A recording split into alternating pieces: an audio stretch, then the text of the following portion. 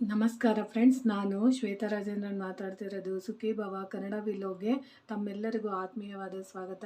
ಸ್ನೇಹಿತರೆಲ್ಲ ಹೇಗಿದ್ದೀರಾ? ಚೆನ್ನಾಗಿದ್ದೀರಾ? ನಾನು ಕೂಡ ಚೆನ್ನಾಗಿದ್ದೀನಿ. ಸ್ನೇಹಿತರೆ, ಇವತ್ತು ನಿಮಗೆ ಕ್ವಿಕ್ಕಾಗಿ ಮಾಡುವಂಥ ಒಂದು ಟೊಮೊಟೊ ಗೊಜ್ಜಿಂದು ರೆಸಿಪಿನ ನಾನು ನಿಮಗೆ ಹೇಳ್ಕೊಡ್ತಾ ಇದ್ದೀನಿ.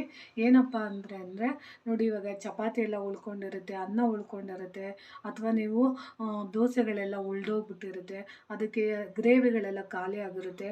ಅಂಥ ಟೈಮಲ್ಲಿ ನಾವು ಈ ಟೊಮೊಟೊ ಗೊಜ್ಜನ್ನ ಕ್ವಿಕ್ಕಾಗಿ ಮಾಡಿ ಇಟ್ಕೊಂಡ್ರೆ ಖಂಡಿತವಾಗ್ಲೂ ಸ್ನೇಹಿತರೆ, ನೋಡಿ, ಅದಕ್ಕೆ ಬೇಕಾಗಿರೋಂಥ ಸಾಮಗ್ರಿಗಳು ಬಂದು ಸ್ವಲ್ಪ ಈರುಳ್ಳಿ, ಸ್ವಲ್ಪ ಕರಿಬೇವಿನ ಸೊಪ್ಪು, ಸ್ವಲ್ಪ ಕೊತ್ತಂಬರಿ ಸೊಪ್ಪು, ಒಂದು ಎಳೆಯಷ್ಟು ಪುದೀನ ಸೊಪ್ಪು, ಆಮೇಲೆ ಟೊಮೊಟೊ ಬೇಕಾಗುತ್ತೆ, ಆಮೇಲೆ ಬೇಯಿಸ್ಕೊಂಡಿರೋಂಥ ಆಲೂಗೆಡ್ಡೆ ಬೇಕಾಗುತ್ತೆ.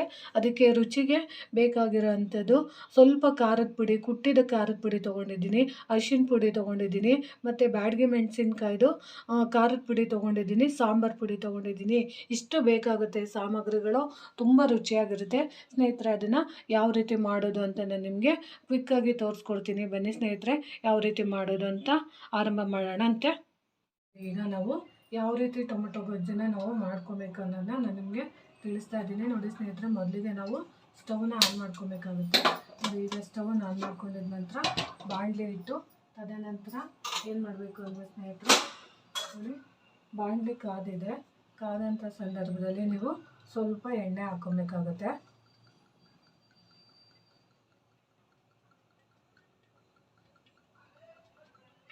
ಸ್ನೇಹಿತರೆ, ಸ್ವಲ್ಪ ಎಣ್ಣೆ ಹಾಕಿದ ನಂತರ ಏನು ಮಾಡಬೇಕು ಅಂದರೆ ಸ್ನೇಹಿತರೆ, ನೀವು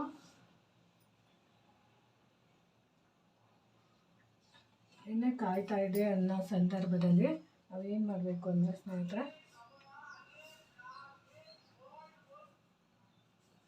ಸ್ವಲ್ಪ ಸಾಸಿವೆ ಕೂಡ ಹಾಕ್ಕೊಬೇಕಾಗುತ್ತೆ. ಎಣ್ಣೆ ಸ್ವಲ್ಪ ಕಾಯಲಿ ಸ್ನೇಹಿತರೆ.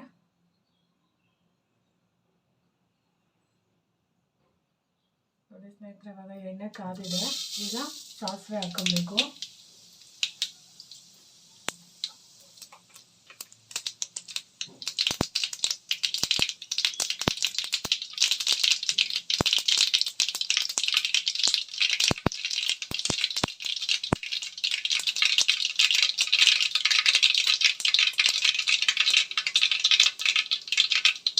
ಸ್ನೇಹಿತರೆ, ಇವಾಗ ಜೀರಿಗೆ ಹಾಕ್ಕೊಬೇಕಾಗುತ್ತೆ. ಸ್ನೇಹಿತರೆ, ಇವಾಗ ಜೀರಿಗೆ ಹಾಕಿದ ನಂತರ ನೀವು ನೋಡಿ, ಸ್ವಲ್ಪ ಕರಿಬೇವಿನ ಸೊಪ್ಪು ಹಾಕಿದ ನಂತರ ನೀವು ಈರುಳ್ಳಿ ಕೂಡ ಹಾಕ್ಕೊಬೇಕಾಗುತ್ತೆ. ನೋಡಿ, ಈ ರೀತಿ ನೀವು ಈರುಳ್ಳಿ ಹಾಕಿದ್ದು ನೋಡಿ, ಸ್ವಲ್ಪ ನೀವು ಚೆನ್ನಾಗಿ ತಯಾರಿಸಬೇಕು. ಸ್ನೇಹಿತರೆ, ಇವಾಗ ಈರುಳ್ಳಿ ಹಾಕಿದ್ದೀನಿ. ಸ್ನೇಹಿತರೆ, ಇವಾಗ ಈರುಳ್ಳಿ ಜೊತೆ ನೀವು ಸ್ವಲ್ಪ ಶುಂಠಿ ಬೆಳ್ಳುಳ್ಳಿ ಪೇಸ್ಟ್ ಕೂಡ ಹಾಕ್ಕೊಬೇಕಾಗುತ್ತೆ. ಸ್ನೇಹಿತರೆ,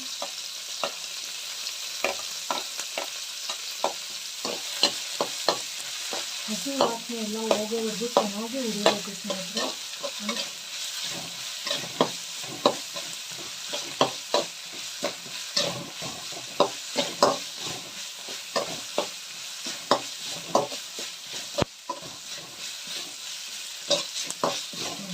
ಚೆನ್ನಾಗಿ ಹುರಿಬೇಕು.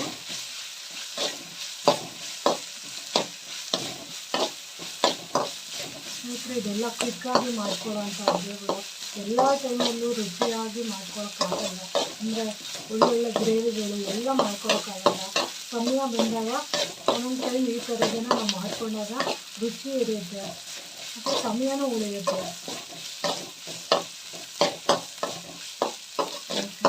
ಚೆನ್ನಾಗಿ ಹುರಿಬೇಕು ಸ್ನೇಹಿತರೆ. ಈರುಳ್ಳಿ ಎಲ್ಲ ಎಣ್ಣೆಗೆ ಚೆನ್ನಾಗಿ ಕೆಂಪಾಗಬೇಕು. ನೋಡಿ,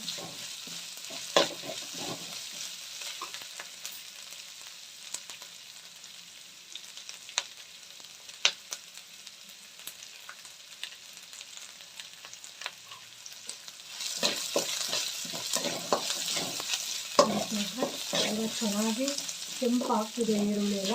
ಈ ಸಮಯದಲ್ಲಿ ನೀವೇನು ಮಾಡಬೇಕು ಅಂದರೆ ಸ್ನೇಹಿತರೆ, ಈಗ ನೀವು ಟೊಮೊಟೊ ಹಚ್ಕೊಂಡಿರೋಂಥ ಟೊಮೊಟೊನ ಇಲ್ಲಿಗೆ ಹಾಕಬೇಕಾಗುತ್ತೆ. ಅದು ಈ ರೀತಿ ಟೊಮೊಟೊ ಹಾಕಬೇಕಾಗುತ್ತೆ.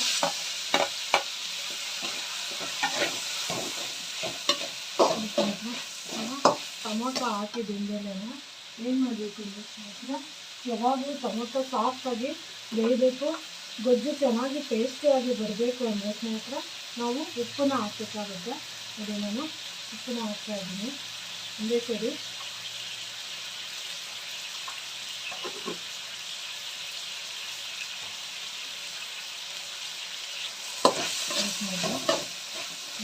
ಟೊಮೊಟೊ ಎಲ್ಲ ಚೆನ್ನಾಗಿ ಸಾಫ್ಟ್ ಆಗೋವರೆಗೂ ನಾವು ಬೇಯಿಸ್ಕೊಬೇಕಾಗುತ್ತೆ. ಸ್ವಲ್ಪ ಟೊಮೊಟೊ ಎಲ್ಲ ಚೆನ್ನಾಗಿ ಬೇಯಿ ಎಣ್ಣೆಲಿ ಈ ರೀತಿ ಚೆನ್ನಾಗಿ ಬೇಯಬೇಕು ಒಟ್ಟಿನಲ್ಲಿ. ಈ ರೀತಿ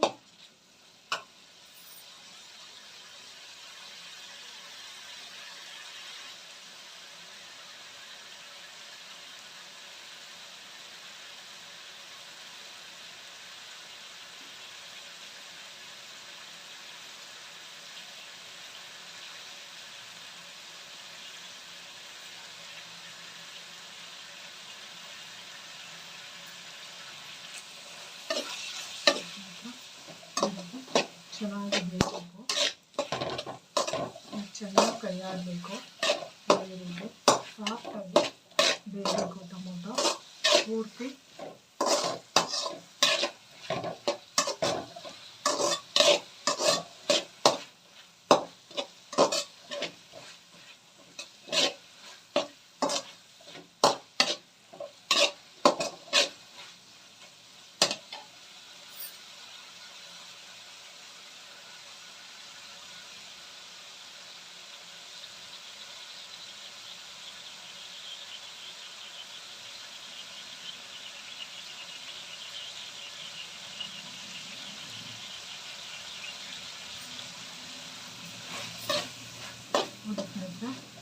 ಇವಾಗ ನೀವು ಈ ಟೊಮೊಟೊ ಇನ್ನೊಂದು ಸ್ವಲ್ಪ ಚೆನ್ನಾಗಿ ಸಾಫ್ಟ್ ಆಗೋವರೆಗೂ ಇನ್ನೊಂದು ಸ್ವಲ್ಪ ಕ್ವಿಕ್ಕಾಗಿ ನಿಮಗೆ ಚೆನ್ನಾಗಿ ಸಾಫ್ಟಾಗಿ ಬೇಯಬೇಕು ಅಂದಾಗ ನಾವೇನು ಮಾಡಬೇಕು ಅಂದರೆ ಸ್ನೇಹಿತರೆ, ಸ್ವಲ್ಪ ನೀರನ್ನು ಸೇರಿಸ್ಕೊಬೇಕಾಗುತ್ತೆ. ಜಾಸ್ತಿ ಅಲ್ಲ, ಇಷ್ಟು ನೀರನ್ನು ನಾವು ಸೇರಿಸ್ಕೊಬೇಕಾಗುತ್ತೆ. ಇಷ್ಟೇ ನೀರನ್ನು ಸೇರಿಸ್ಕೊಂಡು ನಾವು ಟೊಮೊಟೊನ ಬೇಯಿಸ್ಕೊಬೇಕಾಗುತ್ತೆ.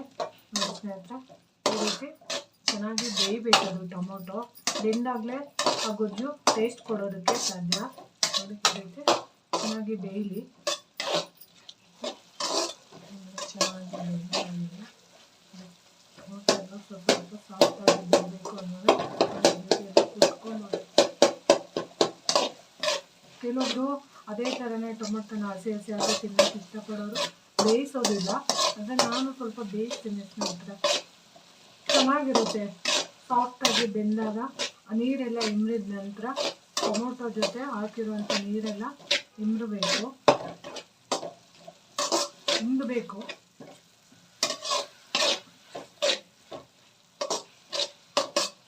ನೋಡಿ ಸ್ನೇಹಿತರೆ, ಈ ಹಂತದಲ್ಲಿ ನೀವು ಏನು ಮಾಡಬೇಕು ಅಂದರೆ ಸ್ನೇಹಿತರೆ, ನೋಡಿ ಇವಾಗ ನೀವು ನೋಡಿ ಬೇಯಿಸ್ಕೊಂಡಿರೋ ಅಂಥ ಆಲೂಗಡ್ಡೆ ಇರುತ್ತಲ್ಲ ಸ್ನೇಹಿತರೆ, ಅದನ್ನು ನೀವು ಇದಕ್ಕೆ ಹಾಕಬೇಕಾಗುತ್ತೆ. ಹಾಕ್ತಾ ಇದ್ದೀನಿ ಸ್ನೇಹಿತರೆ. ಇವಾಗ ಆಲೂಗಡ್ಡೆ ಹಾಕಿದ್ದೀನಿ. ಇವಾಗ ನೀವು ಅದ್ರ ಜೊತೆ ಚೆನ್ನಾಗಿ ಎಲ್ಲ ಹೊಂದ್ಕೊಳ್ಳೋ ಥರ ಕೈ ಆಡಬೇಕಾಗುತ್ತೆ. ನೋಡಿ ಈ ರೀತಿ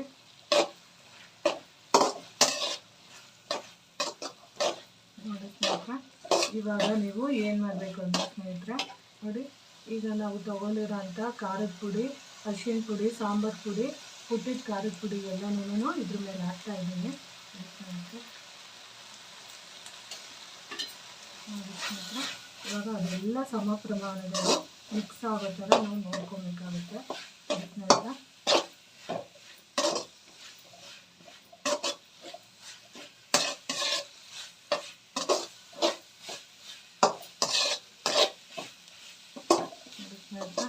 ಇವಾಗ ನಿಮಗೆ ಇವಾಗ ಕಾಣಿಸ್ತಾ ಇರ್ಬೋದು, ಇದೆಲ್ಲ ಫುಲ್ಲು ಮಸಾಲೆ ಎಲ್ಲ ಹಿಡಿದಿದೆ. ಕೆಲವೊಬ್ಬರು ಇದೇ ಥರನೇ ಆಫ್ ಮಾಡಿ ಇದಕ್ಕೆ ಸ್ವಲ್ಪ ಕೊತ್ತಂಬರಿ ಸೊಪ್ಪು ಸೇರಿಸ್ಕೊಂಡು ತಿಂತಾರೆ. ಆದರೆ ಅನ್ನಕ್ಕೆ ಬೇಕು ಅಂದಾಗ ಇದೇ ಥರ ಡೈರೆಕ್ಟಾಗಿ ತಿನ್ನೋಕ್ಕಾಗೋದಿಲ್ಲ. ಅದಕ್ಕೆ ಸ್ವಲ್ಪ ನೀವೇನು ಮಾಡಬೇಕು ಅಂದರೆ ಸ್ನೇಹಿತರೆ, ನೋಡಿ ಈ ರೀತಿ ಸ್ವಲ್ಪ ನೀವು ನೀರನ್ನು ಸೇರಿಸ್ಕೊಬೇಕಾಗುತ್ತೆ. ಜಾಸ್ತಿ ಏನು ಬೇಡ, ಒಂದು ಸ್ವಲ್ಪ ಸೇರಿಸ್ಕೊಳ್ಳಿ, ನಿಮಗೆ ಯಾವ ಅದಕ್ಕೆ ಬೇಕು ಅಂತ. ಅಂದರೆ ನೀವು ಅನ್ನ ತಿನ್ನೋದಾದರೆ ಸ್ವಲ್ಪ ಗ್ರೇವಿ ನೀರು ಹಾಕ್ಕೊಂಡು ಮಾಡ್ಕೊಬೋದು. ಇಲ್ಲ ಚಪಾತಿಗೆ ಬೇಕು ಅಂದರೆ ನೋಡಿ ನೀವು ಇಷ್ಟನ್ನ ನೀರು ಹಾಕ್ಕೊಂಡು ನೀವು ಬಳಸ್ಬೋದು ನೋಡಿ. ಈ ರೀತಿ ತುಂಬ ಚೆನ್ನಾಗಿರುತ್ತೆ. ನಿಮಗೆ ಇನ್ನೂ ನೀರು ಬೇಕು, ಗ್ರೇವಿ ಸ್ವಲ್ಪ ತೆಳು ಬೇಕು ಅಂತ ಅಂದರೆ ಇನ್ನೂ ಸ್ವಲ್ಪ ನೀವು ನೀರನ್ನು ಸೇರಿಸ್ಕೊಬೋದು ಸ್ನೇಹಿತರೆ. ನೋಡಿ ಚಪಾತಿಗೆ ಮತ್ತು ಅನ್ನಕ್ಕೆಲ್ಲ ಚೆನ್ನಾಗಿರುತ್ತೆ.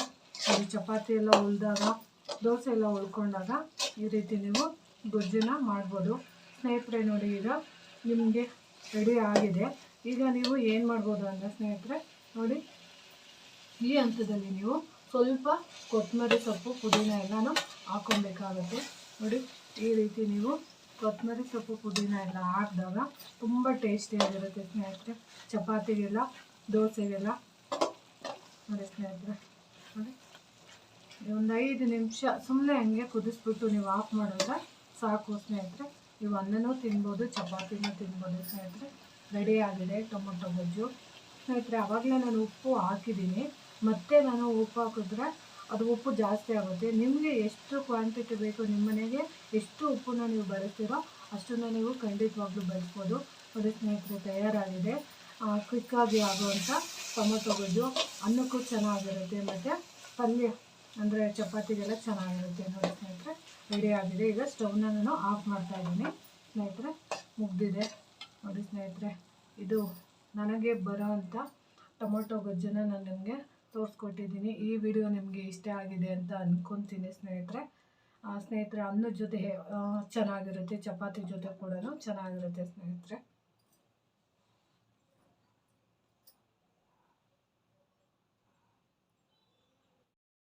ಸ್ನೇಹಿತರೆ ಈ ವಿಡಿಯೋ ನಿಮಗೆ ಇಷ್ಟ ಆಗಿದ್ದರೆ, ಈ ರೆಸಿಪಿ ವಿಡಿಯೋ ನಿಮಗೆ ಇಷ್ಟ ಆಗಿದ್ದರೆ ದಯವಿಟ್ಟು ನನ್ನ ಚಾನಲ್ನ ಸಬ್ಸ್ಕ್ರೈಬ್ ಮಾಡ್ಕೊಂಡು ನೋಡಿ. ಹೆಚ್ಚೆಚ್ಚು ವಿಡಿಯೋನ ಶೇರ್ ಮಾಡಿ ಮತ್ತು ಲೈಕ್ ಮಾಡಿ. ಹೊಸದಾಗಿ ಯಾರಾದರೂ ನನ್ನ ಚಾನಲ್ ನೋಡ್ತಿದ್ರೆ ದಯವಿಟ್ಟು ಸಬ್ಸ್ಕ್ರೈಬ್ ಮಾಡ್ಕೊಂಡು ನೋಡಿ ಅಂತ ತಿಳಿಸ್ತೀನಿ. ಪ್ರೀತಿಯ ಧನ್ಯವಾದ.